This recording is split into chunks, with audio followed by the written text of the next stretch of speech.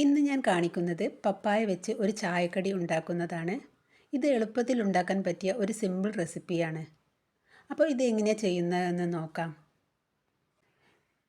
ഇതിന് വേണ്ടി ഈ ഒരു പപ്പായ മുറിച്ച് ഇതിൻ്റെ തൊലിയും കുരുവും കളഞ്ഞ് മുറിച്ചെടുക്കാം.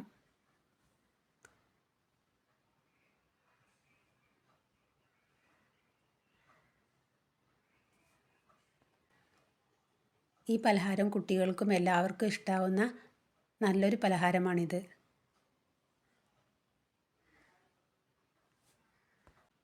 ഇത് ഞാൻ മുറിച്ചെടുക്കുന്നത് നല്ല നൈസായിട്ടല്ല, കുറച്ചൊന്ന് കട്ടിയായിട്ടാണ് മുറിച്ചെടുക്കുന്നത്.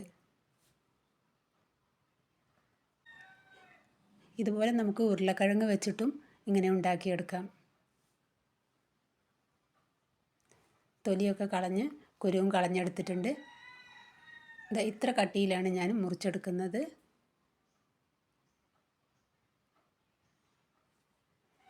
ഇതാ കണ്ടില്ലേ. ഇനി ഞാനിത് വെള്ളത്തിലേക്ക് ഇട്ട് കൊടുത്ത് ഒന്ന് കഴുകിയെടുക്കുന്നുണ്ട്. ഇനി ഈ പപ്പായ 2 മിനിറ്റ് ഒന്ന് തിളച്ച വെള്ളത്തിലിട്ടിട്ട് എടുക്കണം. അതിന് വേണ്ടി ഒരു പാത്രത്തിൽ വെള്ളം ഞാൻ വെച്ച് തീ ഓണാക്കിയിട്ടുണ്ട്. കുറച്ച് മഞ്ഞൾപ്പൊടി ഇട്ട് കൊടുത്തിട്ടുണ്ട്. വെള്ളം തിളച്ചതിന് ശേഷം മുറിച്ച് വെച്ച പപ്പായ ഇട്ട് കൊടുത്ത് ഒന്ന് ഇളക്കിയെടുക്കാം. പപ്പായ വെന്തുടഞ്ഞു പോകരുത്, ജസ്റ്റ് ഒന്ന് തിളച്ചാൽ മാത്രം മതി. വേവ് കൂടി പോകരുത്.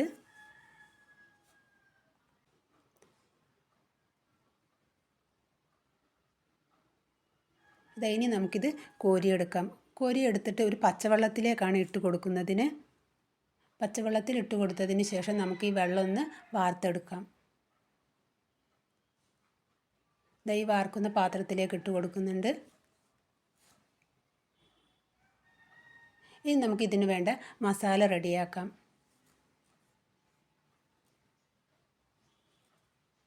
ഒരു ചെറിയ കഷ്ണം ഇഞ്ചിയും 3 വെളുത്തുള്ളിയും ഒന്ന് ചതച്ചെടുക്കുന്നുണ്ട്.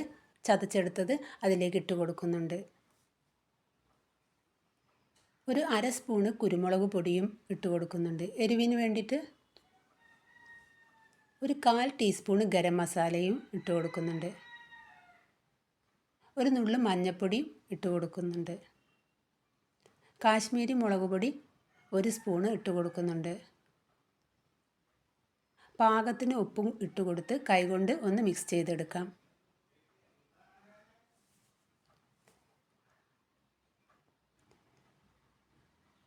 പിന്നീട് ഇതിലേക്ക് 2 ടേബിൾ സ്പൂൺ മൈദയും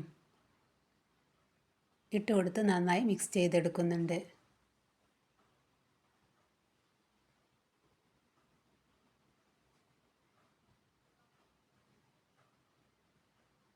പിന്നീട് ഇതിലേക്ക് 1 ടേബിൾ സ്പൂൺ അരിപ്പൊടിയും ഇട്ട് കൊടുത്ത്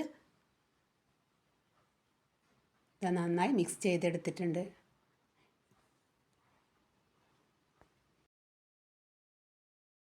ഒരു പാൻ സ്റ്റവിൽ വെച്ച് ചൂടായതിന് ശേഷം വെളിച്ചെണ്ണ ഒഴിച്ചു കൊടുത്ത് വെളിച്ചെണ്ണ ചൂടായതിന് ശേഷം മസാല പുരട്ടി വെച്ച പപ്പായ നമുക്കതിലേക്ക് ഇട്ട് കൊടുക്കാം.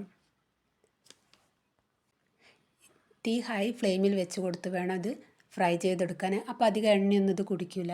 നേരെ മറിച്ച് നമ്മൾ ലോ ഫ്ലെയിമിൽ വെച്ച് കൊടുക്കുകയാണെങ്കിൽ എണ്ണ ഇത് കുടിക്കും. ഒരു സൈഡ് വെന്ത് ഒന്ന് ആയതിന് ശേഷം മറിച്ചിട്ട് കൊടുക്കാം. ഇങ്ങനെ 2 സൈഡും വെന്ത് കഴിഞ്ഞാൽ നമുക്കത് കോരിയെടുക്കാം. ഇതാ കണ്ടില്ലേ. ഇനി ഒരു പാത്രത്തിലോട്ട് മാറ്റി കൊടുക്കുന്നുണ്ട്.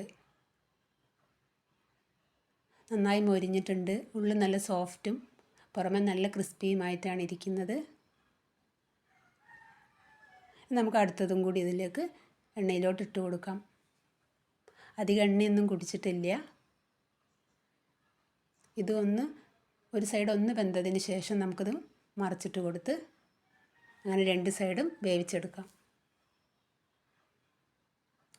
ഇതും കോരിയെടുക്കുന്നുണ്ട്. നമുക്ക് എളുപ്പത്തിൽ ഉണ്ടാക്കിയെടുക്കാൻ പറ്റിയ ഒരു സിമ്പിൾ റെസിപ്പിയാണിത്. എല്ലാവരും സാധാരണ പപ്പായ വെച്ചിട്ട് കറിയൊക്കെ അല്ലേ ഉണ്ടാക്കൽ. ഇങ്ങനെ ചായക്കടി ഉണ്ടാക്കി നോക്കാം. എല്ലാവരും ട്രൈ ചെയ്ത് നോക്കണം.